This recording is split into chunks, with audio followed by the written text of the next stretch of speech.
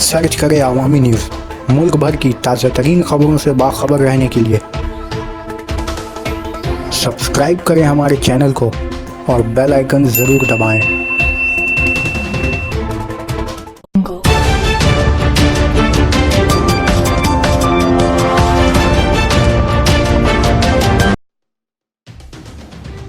साबिक मरकजी वजीर एस.एम. कृष्णा और कैफे कॉफी डे कंपनी के मालिक वी.जे. सिद्धार्थ कल शाम अचानक गायब हो गए।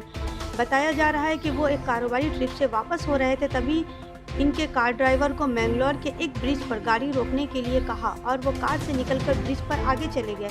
जब काफ़ी देर तक वो वापस नहीं हुए तो इनके कार ड्राइवर ने इनको फ़ोन पर कॉल किया, लेकिन फ़ोन बंद मिला, जिसके फ़ौरन बाद ड्राइवर ने सिद्धार्थ के घर वालों को इसकी जानकारी दी और साथ ही साथ इस मामले की इत्तला पुलिस को दी।